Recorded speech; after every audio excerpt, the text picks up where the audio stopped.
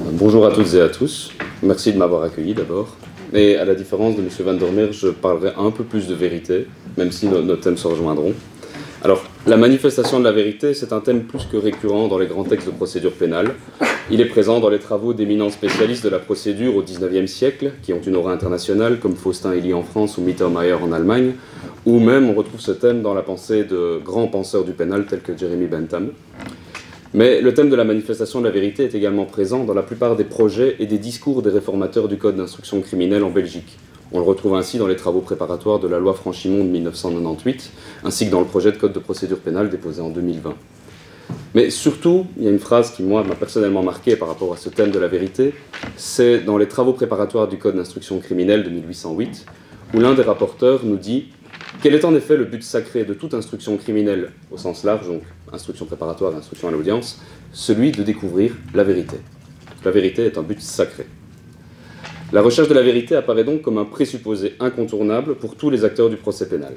Et dans cette présentation, j'aimerais présenter en fait deux idées. D'une part, la première idée, c'est d'offrir quelques outils conceptuels pour approcher la perception et l'utilisation du concept de vérité en procédure pénale.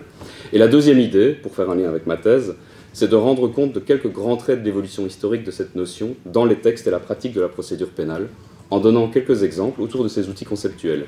En sachant, je tiens à le préciser dès maintenant, sinon je l'oublierai, que les textes de procédure pénale, les textes législatifs, ont été très peu modifiés jusqu'en 1998 avec la loi Franchimont, tandis qu'ils connaissent par après des transformations profondes et inédites au XXIe siècle. Par contre, en termes de pratique, il y a de gros changements qui sont de long terme et qui sont très profonds. Alors j'aborderai quelques thèmes comme celui de la cour d'assises et de la correctionnalisation, le thème de l'instruction, le thème de l'information et le thème du classement sans suite. Alors, la vérité en procédure pénale, j'ai choisi de la distinguer en trois grands aspects. D'abord, la vérité pour le procès, la nature et les fonctions jouées par la vérité dans le procès pénal. Ensuite, la vérité par le procès. Qui sont les acteurs qui forment la vérité et quels sont les moyens d'amélioration de la production de la vérité dans le procès. Et enfin, la vérité autour du procès, où je me poserai la question de savoir si la vérité est un fondement ou une option du système pénal. On arrivera à des questions relativement similaires.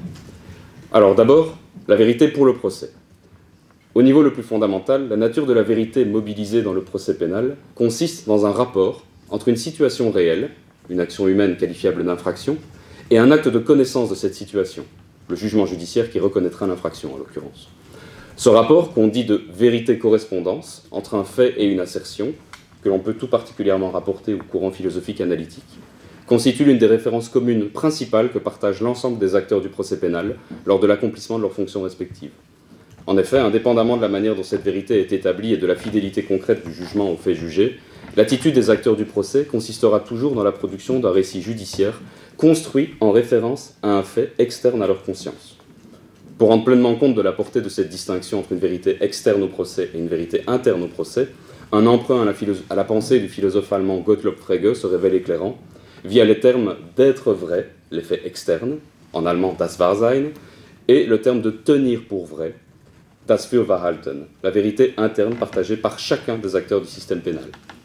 Là où le premier terme désigne cette réalité pure détachée des acteurs, le second renvoie plutôt au jugement provisoire des divers intervenants au procès, avocats, ministère public, juges, juges d'appel, et au jugement en principe définitif du juge pénal, donc, qui tiendront pour vrai une version de cette réalité, ce qu'on le désigne traditionnellement par l'autorité de la chose jugée, que l'on rattache d'ailleurs à un adage latin, res judicata pro veritate habetur. La chose jugée est tenue pour la vérité. Ces versions des faits ne pourront être formées par les acteurs du système qu'au travers de techniques de réactualisation de la flagrance de l'infraction, par les moyens de l'enquête, du témoignage, de l'aveu, etc., pour en fournir une représentation, si possible, immédiate sur la scène judiciaire. Bon, on sait que ça n'arrive pas toujours en vrai, mais...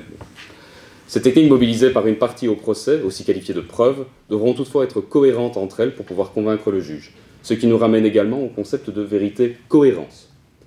Or, loin d'être désintéressées, ces techniques de formation du tenir pour vrai dans le jugement pénal relèvent d'une forme de pouvoir, ce qui les rend historiquement déterminées, contingentes, modifiables, imparfaites, faillibles et potentiellement autoritaires et arbitraires. Alors, quant aux fonctions de la vérité jouées dans le procès, eh bien, la vérité, en tant que pouvoir exercé au nom de l'État, peut être distinguée en 4 sous-types et remplit autant de fonctions dans le cadre de la procédure pénale, même si on se situe à un niveau méta par rapport aux vérités que vous avez décrites. Il y a une fonction de condamnation, une fonction de contrôle, une fonction de prudence ou d'adaptation et une fonction de légitimation. Symboliquement, la fonction de condamnation représente exactement ce que les auteurs du Code d'instruction criminelle attribuaient comme but sacré à la vérité, et elle constitue par conséquent le cœur de la procédure pénale moderne depuis la fin du XVIIIe siècle. Cette fonction se rapporte à la vérité de l'acte, supposé infractionnel, que l'on cherche à établir afin d'appliquer une peine à l'infracteur, lui aussi supposé. Elle consiste donc en un lien obligatoire entre le tenir pour vrai de l'accusation et celui du jugement de condamnation, qui se fonde dans l'absolu sur la correspondance entre cette accusation et ce jugement, et l'être vrai du fait jugé, une non-correspondance devant par contre théoriquement entraîner un acquittement. La vérité de l'acte fondant la condamnation constitue ainsi ce présupposé incontournable partagé par tous les acteurs du procès. Toutefois, à côté de cette vérité de l'acte tenant lieu de principe pour la procédure pénale, le développement historique d'une forme de contrôle des individus considérés comme problématiques au regard du corps politique, spécialement au cours du XIXe et du XXe siècle, a progressivement renforcé l'idée d'une vérité du sujet à côté de celle de l'acte. Pour reprendre les mots de Michel Foucault dans Surveiller et punir, cette vérité donne ainsi au mécanisme de la punition légale une prise justifiable non plus sur ce que les individus ont fait, mais sur ce qu'ils sont, seront et peuvent être. Cette vérité personnelle, formée elle aussi du rapport entre un tenir pour vrai de l'autorité et la situation personnelle du délinquant, se greffe sur la vérité de l'acte pour pouvoir être mobilisée une fois sa culpabilité reconnue. Elle fera alors jouer ses effets sur le type de peine à prononcer ainsi que sur son exécution. Mais on retrouve également cette vérité tendant vers l'individualisation du traitement pénal dans plusieurs aspects de la procédure proprement dite, tels que la création de juridictions spécifiques comme les tribunaux des enfants en 1912, et théoriquement dans l'application de circonstances atténuantes lors d'une correctionnalisation, même si je reviendrai plus tard sur cette question. Au-delà de ces deux vérités qui prennent leur source dans le procès pénal, une troisième vérité que l'on peut qualifier de vérité du contexte du procès remplit une fonction de prudence ou d'adaptation pour l'acteur du système pénal qui la mobilise. Cette fonction consiste à tenir compte d'éléments externes à la cause jugée pour atténuer les conséquences considérées comme négatives d'une application trop stricte de la loi. Elle peut prendre la forme d'un contexte purement externe au système pénal, représenté à son paroxysme dans un roman tel que Le contexte, Il contesto de l'écrivain italien Leonardo Sciascia, où la raison d'État commande l'assassinat d'un inspecteur de police détenteur de la vérité judiciaire. Mais d'une manière moins extrême, on retrouve cette fonction d'adaptation dans certains acquittements de femmes infanticides par le jury d'assises belge avant 1850. L'infanticide, selon le code pénal de 1810, étant le meurtre d'un enfant nouveau-né, ce qui tend à rapprocher l'infraction d'une forme d'avortement postnatal. Qualifiés de scandaleux, ces acquittements tenaient compte du contexte social particulièrement précaire des accusés et de la sévérité excessive du code pénal de 1810, qui frappait l'infanticide d'une peine de mort.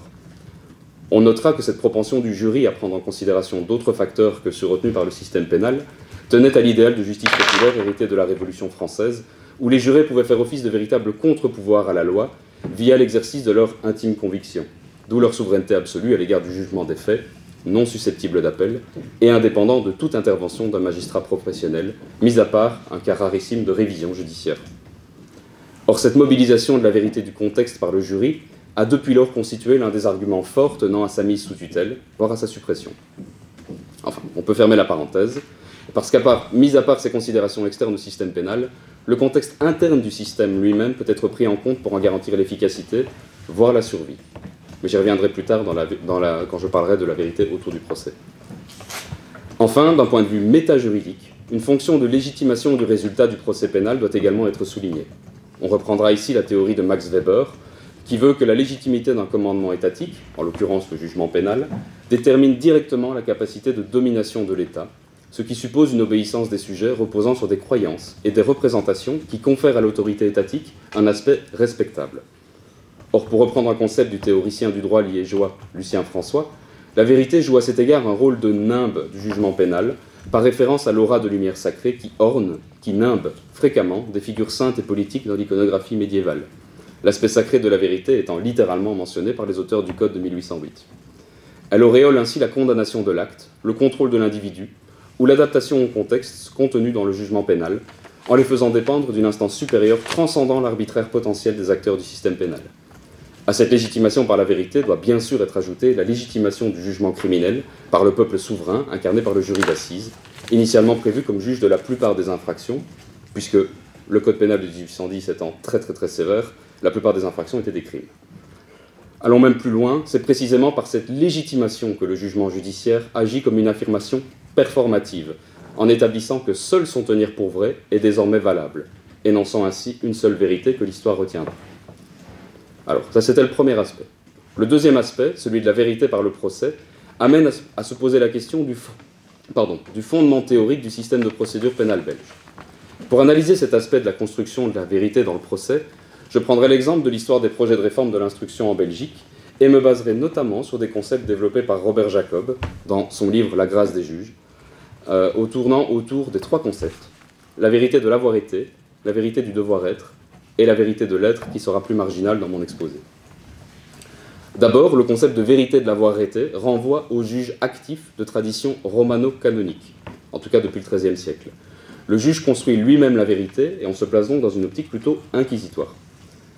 Le domaine de cette vérité est celui de la vérité matérielle, externe à l'acte de juger, donc cette notion d'être vrai et de vérité correspondance. Et elle conditionne la validité du jugement. Et elle est directement basée sur le modèle de l'enquête, et la reconstitution des faits y est absolument indispensable.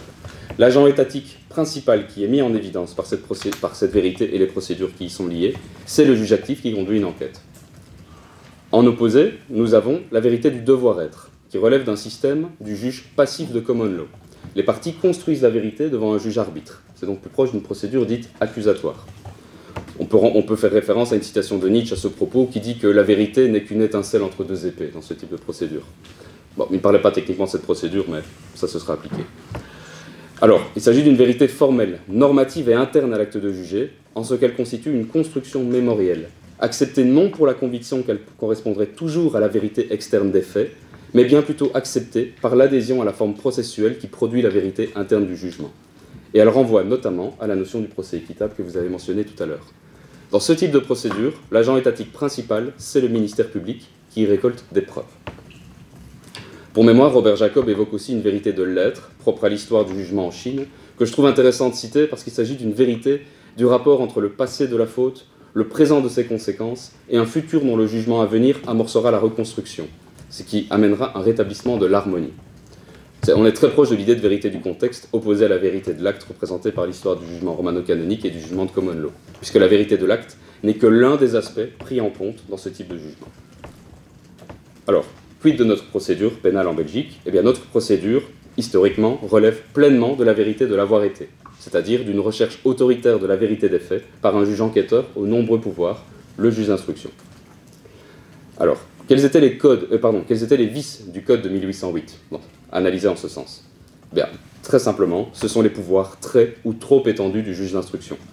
Pour citer simplement Balzac dans son livre Splendeur et misère des courtisanes, aucune puissance humaine, ni le roi, ni le garde des sceaux, ni le Premier ministre ne peuvent empiéter sur le pouvoir d'un juge d'instruction.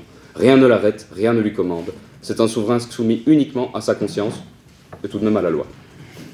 Alors, c'est le maître quasiment absolu de l'instruction, et je dis quasiment absolu parce qu'il n'a pas d'indépendance complète, en tout cas jusqu'à la réforme Franchimont, puisqu'il est jusque-là un officier de police judiciaire soumis à la surveillance du procureur général. Ce qui souligne un autre problème, c'est la proximité du juge d'instruction et du ministère public. Certains auteurs, comme Adolphe Prince en 1871 ou Faustin Hélie, le désignent clairement comme un agent du parquet chargé de donner ses bases à l'accusation. Bon, on peut nuancer, mais en tout cas, ces auteurs voulaient réformer la procédure dans un sens qui soit plus respectueux d'une vérité construite par les parties également. Et là, le rôle du juge d'instruction pose problème de ce point de vue. Alors, il y a une absence de limite nette et de sanction aux actes d'instruction, et surtout une exclusion totale de la défense au cours de l'instruction. Le parquet n'a normalement aucun droit d'enquêter, sauf en cas de flagrant délit, ce qui tient à une séparation originelle entre la poursuite et l'instruction. Et la défense, donc, comme je l'ai dit, n'a aucune prise sur l'enquête, ce qui se traduit par une négation quasiment absolue de ses droits jusqu'au procès. Pas de contradiction, pas d'accès au dossier, pas d'assistance de l'avocat lors d'un interrogatoire, et, jusqu'à 1874, une mise au secret en détention préventive qui empêchait l'inculpé de voir son avocat. Pendant quelques jours, mais ces quelques jours pouvaient être critiques. Alors on parle souvent de notre procédure pénale comme d'une procédure mixte, avec une phase préparatoire inquisitoire, qui serait secrète, écrite et unilatérale, et une phase de jugement accusatoire, public, oral, contradictoire. Pourtant, le problème de notre procédure, c'est que le contenu de la phase de jugement provient presque entièrement de la phase préparatoire à l'époque, et ce qui est souvent critiqué à la fin du XIXe siècle par des avocats qui critiquent l'importance de l'acte d'accusation dans le procès d'assises. L'acte d'accusation étant le réceptacle de toute cette enquête menée unilatéralement qui pouvait mettre en péril les intérêts de la défense. Alors il y a deux risques majeurs qui découlent de ces problèmes de l'instruction. Il y a d'abord un risque de disproportion. C'est ce que M. Van der Merch a évoqué tout à l'heure, qui consiste dans le danger d'actes d'enquête utilisés avec une démesure pour découvrir la vérité, au travers d'atteintes non nécessaires ou proportionnées aux libertés. Mais à côté de cela, il y a aussi forcément le risque d'erreur judiciaire, qui est la non-correspondance entre l'être vrai des faits et le tenir pour vrai du jugement du magistrat enquêteur. Alors pour citer Denis Salas, célèbre magistrat français, ça peut tenir dans la condamnation d'un innocent, où il parle d'erreur liberticide, ou dans l'acquittement d'un coupable, où on parlera d'erreur d'impunité. Sauf que l'innocent condamné sert souvent d'argument contre la sévérité, l'unilatéralité ou l'injustice de certaines procédures. On pense à l'affaire Calas dans l'Ancien Régime, on pense à l'affaire Dreyfus au début du XXe siècle, ou à l'affaire Doutreau, ici, au XXIe siècle. Alors, ceci m'amène au projet de réforme de l'instruction qui vise à pallier ces vices fondamentaux du système inquisitoire français. Et à cet égard, il y a deux impératifs de réforme de l'instruction en Belgique qui sont apparus au regard de notions liées à la vérité. Alors, c'est dérivé de mon analyse, mais on les retrouve dans les projets de réforme. Je pars d'un postulat qui est de distinguer la vérité de l'acte et de l'avoir été entre une épée de l'accusation contre le coupable et un bouclier de l'innocent contre l'accusation, puisque l'objectif fondamental du système pénal est quand même de punir, en tout cas punir les personnes coupables. Et de ce point de vue, l'épée de l'accusation se rattache à un impératif d'efficacité de la procédure, et le bouclier de l'innocent se rattache à un impératif de garantie des libertés. L'impératif de garantie des libertés, c'est simple, c'est de s'assurer qu'une atteinte pénale aux libertés doit se baser sur une correspondance réelle entre l'être vrai des faits jugés et le tenir pour vrai du jugement. L'effet principal, c'est d'éviter le risque d'erreur judiciaire, ce qui nous ramène à l'idée de vérité, et l'effet secondaire, c'est d'éviter aussi un risque de disproportion, qui nous amène à l'idée de régularité de la procédure. A l'inverse, l'impératif d'efficacité dans la réforme, c'est de s'assurer que malgré toutes ces nouvelles garanties qu'on accorde à l'accusé notamment, enfin à l'inculpé, eh bien, on tend quand même à améliorer la production du tenir pour vrai susceptible d'entraîner une condamnation. Il y a aussi un impératif de reconnaissance des victimes, mais par manque de temps, je ne vais pas en parler. Alors, de ce point de vue, nous avons trois grands projets de réforme de l'instruction dans l'histoire en tout cas du 19e et du 20e siècle.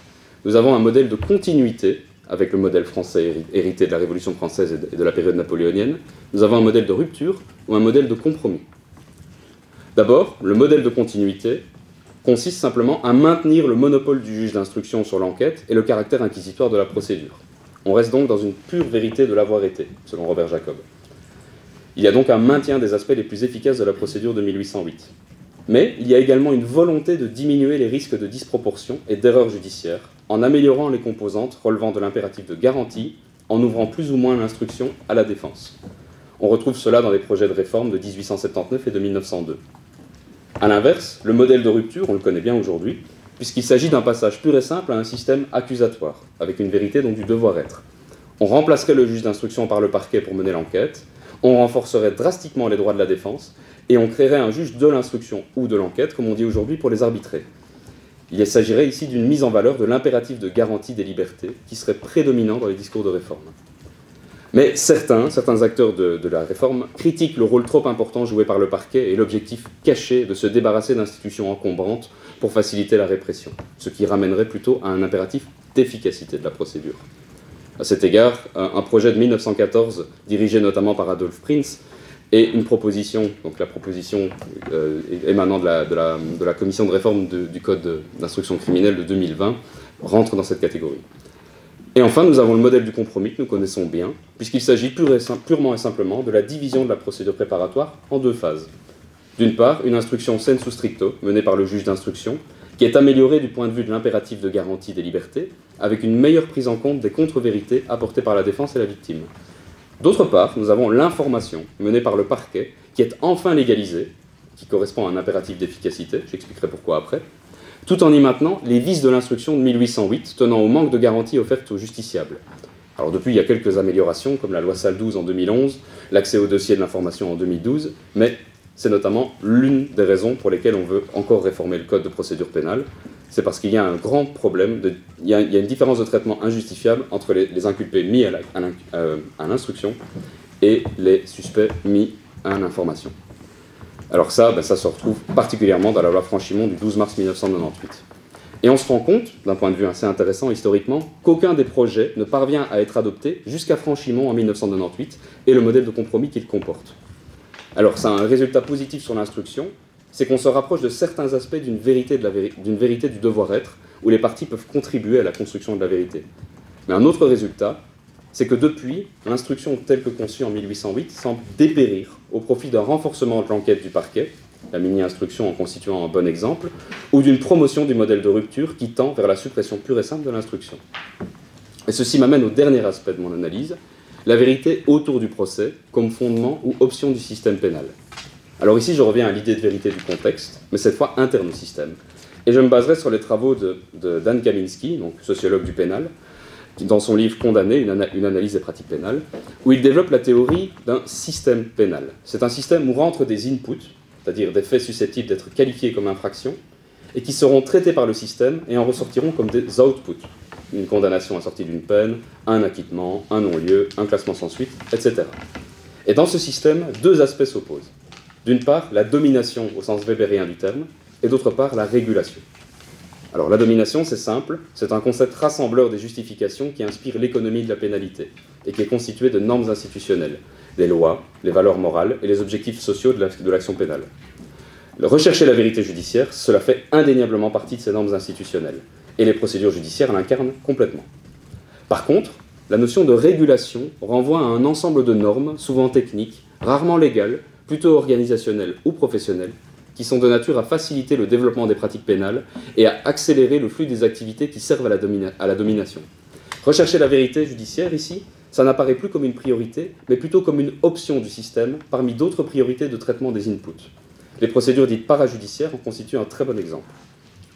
Et alors, ceci nous ramène à une sorte d'idée de management qu'on évoque beaucoup pour la justice ici au XXIe siècle, mais qui existe toujours, depuis toujours en fait, dans la pénalité moderne, bien que sous d'autres appellations.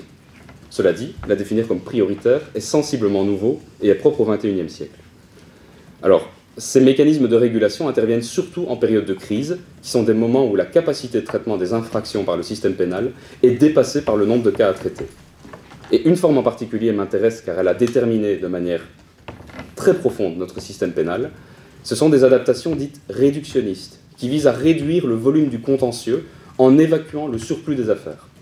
Alors, ces mécanismes de réduction sont surtout ouverts au ministère public et à la police, pas au juge, car le juge ne dispose pas d'un réel jugement en opportunité en pénal, et ils se caractérisent notamment par le classement sans suite. Le classement sans suite, par exemple, a un rôle qui évolue drastiquement dans le temps et qui montre un souci moindre pour la vérité judiciaire. Alors, en termes d'évolution, j'ai pris quelques statistiques. Au début, si je prends l'année 1837, 15,5% des faits constatés sont classés sans suite. En 1879, on passe à 29%. En 1925, 51%. Et au fur et à mesure du XXe siècle, la tendance s'aggrave. On passe à 68% des faits qui sont classés sans suite en 1950, à quasiment 78% en 1995, et j'ai pris l'année 2018 pour ne pas souffrir des questions Covid, mais en 2018, on retombe à un nombre de 63,5%. Le classement sans suite a donc pris une importance jamais vue dans le système pénal belge. Et les critères du classement sans suite montrent à la fois un intérêt pour la vérité de l'acte, mais également pour la vérité du contexte. Alors, l'intérêt pour la vérité de l'acte, c'est qu'on voit des motifs techniques, notamment des charges insuffisantes qui conduisent à un classement sans suite. Mais les motifs d'opportunité relèvent beaucoup plus d'une idée de vérité du contexte, puisqu'on parle de répercussions sociales limitées de l'infraction, de préjudices peu importants, d'autres priorités de politique criminelle, ou d'absence d'antécédents de l'auteur, par exemple. Alors, si je ferme la parenthèse du classement sans suite, on remarque surtout que des mécanismes de régulation tendent à devenir une forme institutionnalisée de procédure qui rentre complètement dans les normes institutionnelles du système pénal. J'ai deux exemples, et après j'arriverai à la conclusion. C'est l'information et la correctionnalisation. D'abord, l'information, au XIXe siècle, elle représente à peu près 20% des affaires... au XIXe siècle, 20% des affaires sont traitées en moyenne par la voie de l'instruction, ce qui est énorme au regard d'aujourd'hui. Aujourd'hui, en tout cas pour 1995, l'instruction atteint 1,6% des cas traités au pénal. On peut donc se poser la question du pourquoi, de la raison d'être de l'information. L'information, initialement, c'est un mécanisme discret de régulation qui n'est pas prévu par la loi et qui permet d'éviter l'engorgement de la voie procédurale de l'instruction. Elle se développe progressivement au cours du XIXe siècle, en parallèle du renforcement des forces de police, pour atteindre une importance nouvelle en 1919 avec la création d'une police judiciaire près les parquets. Et elle devient un procédé incontournable tout au long du XXe siècle, et est notamment critiquée pour son illégalité par le procureur général de Bruxelles, Léon Cornine, en 1931. Quelques décennies plus tard, on remédiera à ce problème en la légalisant avec la loi Franchimont en 1998. Et en synthèse, il s'agit d'un outil efficace de traitement des inputs du système pénal, mais qui pose problème au regard des droits de la défense, notamment en raison de l'enquête secrète et unilatérale menée en fonction du pouvoir discrétionnaire du parquet. Le deuxième exemple, celui de la correctionnalisation, eh bien, je l'ai dit, la procédure normale à la sortie en tout cas durant les premières décennies de la Belgique, c'est la cour d'assises. La cour d'assises et éventuellement le tribunal correctionnel.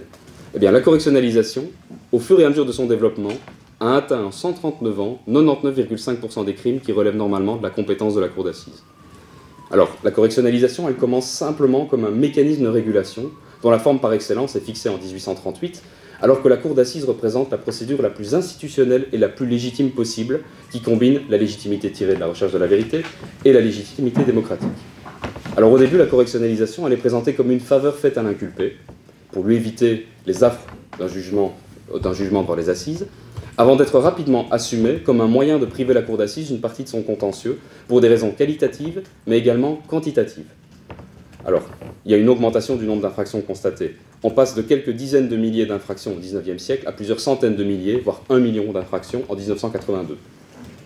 Alors, la correctionnalisation s'associe de plus en plus à des volontés de suppression du jury d'assises, puisqu'elle est jointe à certaines théories pénales qui s'en méfient profondément, comme le positivisme et la défense sociale, et elle subit aussi l'influence internationale de juristes provenant de pays de plus en plus acquis à ces théories.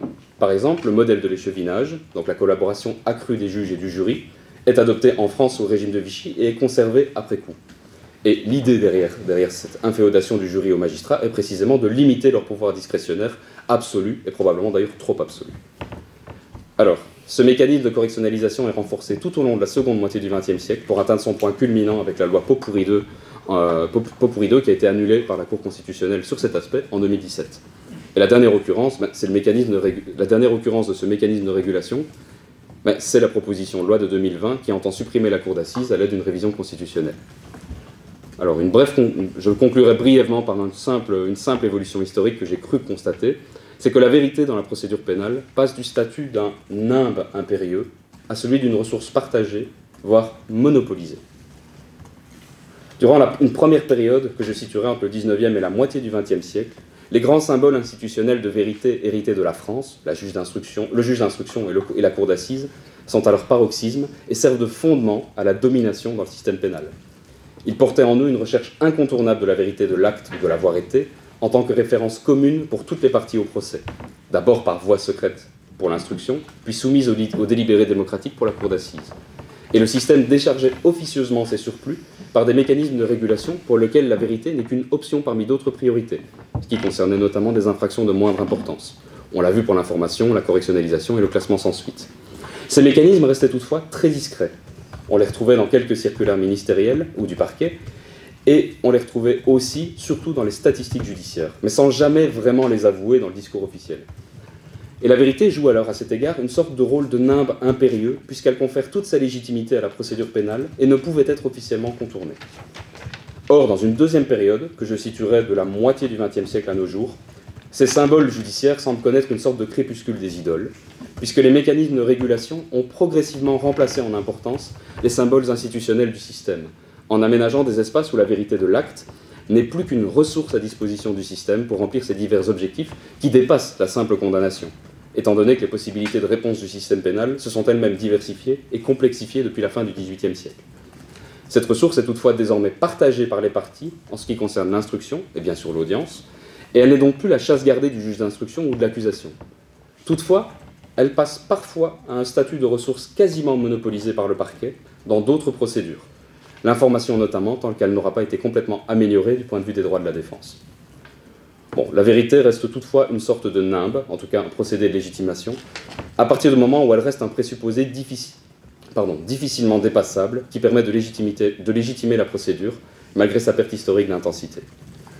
En fin de compte, on peut se poser une dernière question, et ça rejoint votre contribution, est-ce que la vérité restera-t-elle toujours un horizon indépassable pour la procédure pénale ? C'est difficile à dire, mais en tout cas la seule réponse certaine, c'est que l'historien ne peut absolument pas dépasser ses compétences en la matière, donc on restera sur un point d'interrogation. Je vous remercie pour votre attention. Désolé, j'ai un petit peu de